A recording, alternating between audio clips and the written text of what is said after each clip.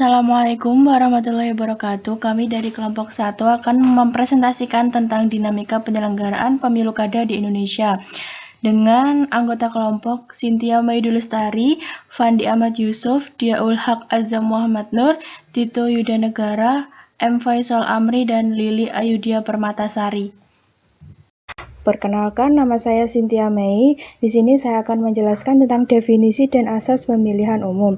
Yang pertama yaitu definisi. Pemilihan umum adalah sarana kedaulatan rakyat untuk memilih anggota Dewan Perwakilan Rakyat, anggota Dewan Perwakilan Daerah, Presiden dan Wakil Presiden, dan untuk memilih anggota Dewan Perwakilan Rakyat Daerah yang dilaksanakan secara umum, bebas, rahasia, jujur, dan adil dalam Negara Kesatuan Republik Indonesia berdasarkan Pancasila dan Undang-Undang Negara Republik Indonesia tahun 1945. Pemilihan umum merupakan sarana untuk mewujudkan asas kedaulatan di tangan rakyat, sehingga pada akhirnya akan tercipta suatu hubungan kekuasaan dari rakyat, oleh rakyat, dan untuk rakyat.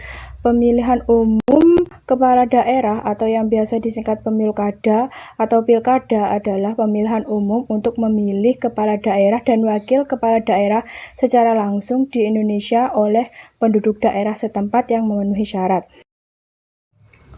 Yang selanjutnya adalah asas pemilihan umum, di mana pemilu dilaksanakan berdasarkan asas berikut, yakni langsung, umum, bebas, rahasia, jujur, dan adil. Di mana langsung ini berkaitan dengan rakyat yang berperan sebagai pemilih mempunyai hak, yakni memberikan suaranya secara langsung sesuai dengan hati mereka serta tidak memakai perantara. Yang kedua yakni umum. Asas umum membuat semua warga berhak mengikuti pemilu. Warga yang berhak mengikuti pemilu harus sudah memenuhi persyaratan sesuai dengan undang-undang yang berlaku.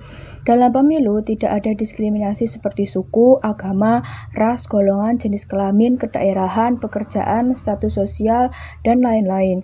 Yang ketiga yaitu bebas. Rakyat bebas dalam menentukan pilihannya. Tidak ada paksaan dari siapapun. Setiap warga negara akan dijamin keamanannya. Yang keempat adalah rahasia. Suara dari pemilih akan dijamin kerahasiaannya. Yang kelima ini jujur. Dalam penyelenggaraan pemilu, baik penyelenggara pemilu, aparat pemerintah, peserta pemilu, pengawas pemilu, dilaksanakan secara jujur sesuai dengan peraturan perundang-undangan. Yang terakhir yakni adil. Setiap pemilu dan orang yang dipilih mendapatkan peralatan yang sama dan pasti terbebas dari kecurangan pihak manapun. Selanjutnya, landasan hukum pemilu kada. Landasan hukum pemilu kada terdapat dua, yakni Undang-Undang Nomor 10 Tahun 2016 dan juga Peraturan Komisi Pemilihan Umum Nomor 16 Tahun 2019. Yang pertama, UU Nomor 10 Tahun 2016, yakni ditetapkan pada 1 Juli 2016 yang merupakan undang-undang penyempurnaan dari perubahan kedua UU Nomor 1 Tahun 2015 tentang pemilihan gubernur, bupati, dan wali kota menjadi undang-undang. Terciptanya Undang-Undang Nomor 10 Tahun 2016 ini guna mewujudkan pemilihan kepala daerah yang demokratis.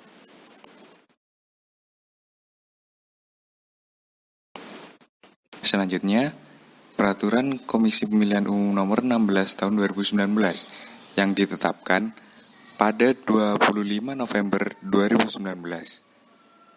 Peraturan tersebut mengubah PKPU Nomor 15 Tahun 2019 tentang tahapan, program, dan jadwal penyelenggaraan pemilihan gubernur dan wakil gubernur, bupati dan wakil bupati, serta wali kota dan wakil wali kota.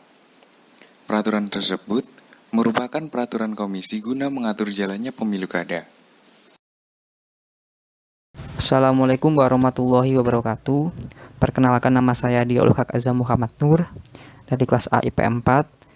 Di sini saya akan menjelaskan mengenai sejarah penyelenggaraan pemilu kada di Indonesia. Pada bulan Juni tahun 2005, untuk pertama kalinya dalam sejarah bangsa Indonesia mampu menyelenggarakan pemilihan kepala daerah atau disingkat pilkada secara langsung oleh rakyat.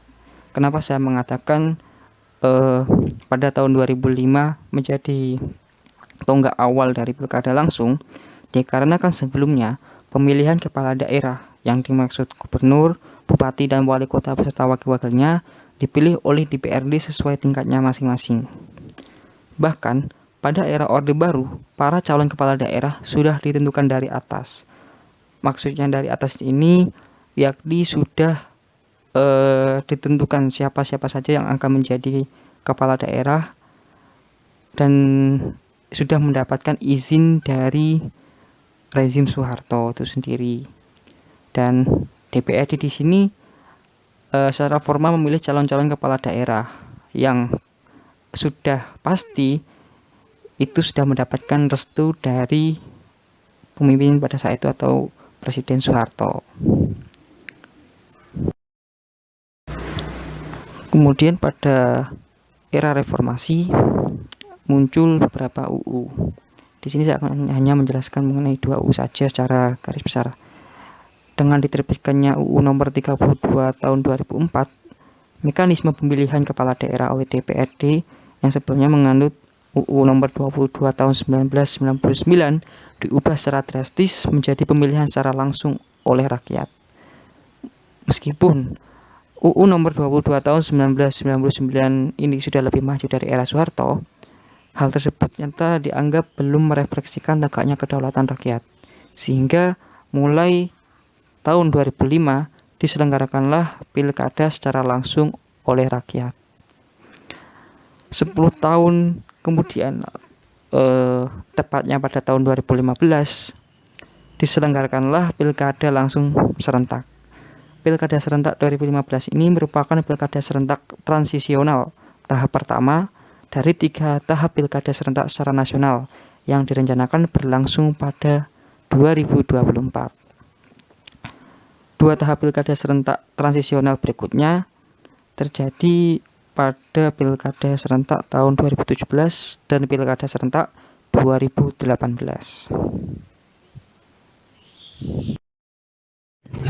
Kemudian masuk dalam pembahasan yang selanjutnya, yaitu studi kasus politik kartel dan calon tunggal dalam pilkada serentak Kabupaten Blitar, Kabupaten Pacitan, dan Kota Surabaya tahun 2015.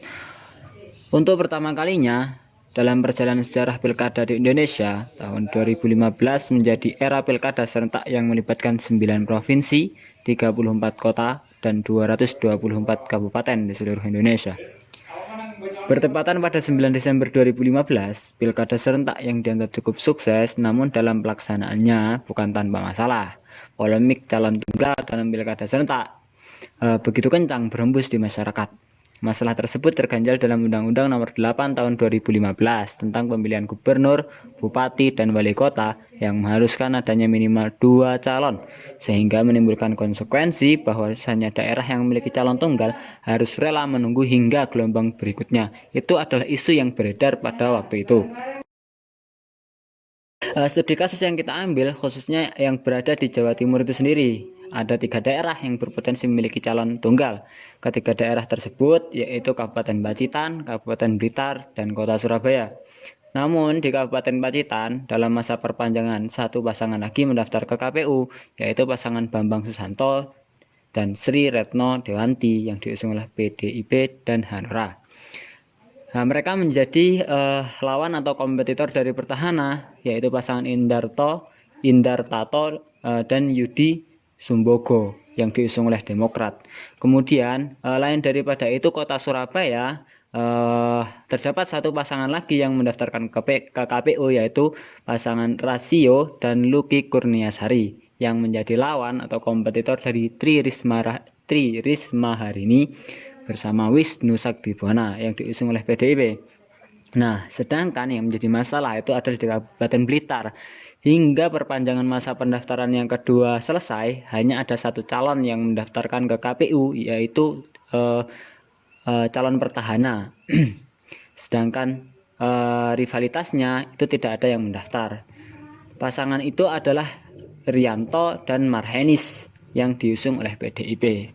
Nah, adanya faktor fenomena yang terjadi dari 3 daerah tersebut terdapat diindikasikan terdapat pola-pola yang sama. Di antaranya adalah calon yang mendaftar adalah kandidat yang paling kuat, sehingga petahana tidak ada lawannya lagi. Kemudian petahana dari daerah masing-masing. Ada kandidat boneka, kemudian ada kandidat boneka dan aroma barter politik antara satu daerah dengan daerah yang lain. Nah, kemudian serta arus kartel politik dan pembunuhan demokrasi di tingkat lokal. Jadi seperti ada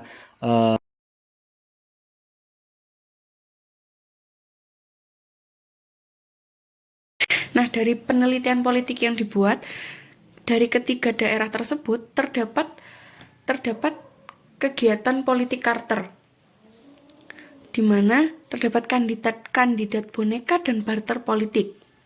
Bisa kita lihat dari kasus Kabupaten Pacitan dan Kota Surabaya. Pasangan yang diusung sebagai lawan koalisi dikatakan sebagai pasangan boneka atau sengaja dibuat untuk menghindari calon tunggal yang tidak sesuai dengan Undang-Undang Nomor 8 Tahun 2015 nantinya. Terdapat aktivitas politik antara elit Partai PDIP dan Partai Demokrat untuk mengamankan kepentingannya. Nah, bisa kita lihat dari Kabupaten Pacitan dan Kota Surabaya, dari pasangan-pasangan yang diusung dan elit dan partai politik yang ada di sana.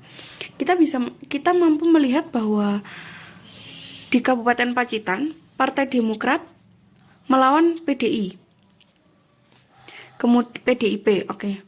Dan di Kota Surabaya, Partai PDIP melawan Partai Demokrat. Di situ mampu dijelaskan bahwa terdapat kesepakatan politik antara kedua partai tersebut untuk sama-sama mengamankan kepentingan satu sama lainnya, di mana Kabupaten Pacitan diamankan oleh pasangan lawan yang diusung PDIP dan di Kota Surabaya diamankan oleh pasangan lawan yang diusung oleh Partai Demokrat, di mana pasangan-pasangan lawan ini sudah dipastikan kalah. Nah, kegiatan aktivitas politik seperti itu sangatlah berpengaruh besar. Jadi elit politik yang ada di sana, di daerah tersebut sangatlah berpengaruh besar dalam menentukan siapa-siapa saja yang maju ke dalam pemilu kada serentak 2015. Sementara di Kabupaten Blitar sudah akan disiapkan adanya pasangan baru sebagai lawan politik dari Partai Gerindra dan Golkar, namun terkendala dari surat izin partai yang tidak turun. Nah, kenapa surat izin partai ini tidak turun? Karena kondisi politik Blitar pada saat itu kurang kondusif antara partai posisi dan partai oposisi, sehingga membuat elit politik itu memiliki kesepakatan untuk tidak memunculkan lawan, disengaja tidak memunculkan lawan agar pemilu kada itu ditunda sampai 2017 sesuai dengan peraturannya. Namun setelah adanya permohonan uji materi mengenai calon tunggal oleh Mahkamah Konstitusi (MK), Kabupaten Blitar akhirnya melakukan pemilu kada serentak dengan calon tunggal dengan memilih setuju dan tidak setuju dari calon yang diusung. Nah, dari ketiga daerah tersebut, kita mampu melihat bahwa peranan elit partai politik sangatlah berpengaruh besar dan mampu menentukan siapa-siapa saja yang masuk dalam, yang akhirnya diusung dalam pemilu kada serentak. Dari kegiatan tersebut, mampu kita lihat bahwa kegiatan pemilu di Indonesia, pemilu kada di Indonesia sangatlah tidak demokratis dan sangat membunuh demokrasi, sistem demokrasi. Kenapa? Karena hal yang seperti itu bisa kita lihat bahwa orang-orang yang mampu memimpin sudah selesai di belakang layar dan hanya ditunjukkan hanya sebagai simbol bahwa kita melakukan sistem demokrasi secara prosedurnya sudah benar. Assalamualaikum warahmatullahi wabarakatuh. Nama saya Fandi Ahmad Yusuf. Jadi di sini saya akan membuat kesimpulan dari presentasi yang dilakukan oleh kelompok saya. Yang pertama adalah sejarah pemilu kada yang dilakukan di Indonesia. Nah, pemilu kada di Indonesia melewati beberapa tahapan. Nah, awal dari pemilu kada yang memang harus dipilih oleh rakyat terjadi pada tahun 2005. Kemudian pemilu kada berlanjut dari waktu ke waktu. Nah, pada saat ini landasan hukum yang digunakan dari pemilu kada adalah Undang-Undang Nomor 10 Tahun 2000 16 dan juga PKPU nomor 16 tahun 2019. Nah, pada Pilkada serentak 2015 dianggap cukup sukses dalam pelaksanaannya meskipun terdapat beberapa masalah. Dan dalam Pilkada 2015 seperti di daerah Jawa Timur, terdapat beberapa daerah yang mempunyai calon tunggal seperti Blitar, Pacitan, dan Kota Surabaya. Nah, masalah ini muncul karena pilkada dianggap tidak sesuai dengan Undang-Undang Nomor 8 tahun 2015 yang mengharuskan adanya minimal 2 calon. Nah, di dalam 3 daerah tersebut pada akhirnya memiliki fenomena yang sama, yaitu adanya calon petahana yang menjadi kandidat calon dalam pilkada tersebut. Kemudian ada kandidat boneka yang digunakan sebagai lawan yang akan menjadi lawan politik yang dianggap hanya sebagai boneka. Dan kemudian ada barter politik serta adanya pembunuhan demokrasi pada tingkat lokal, yaitu akibat dari adanya calon tunggal tersebut. Mungkin dari itu sekian dari saya. Wassalamualaikum warahmatullahi wabarakatuh.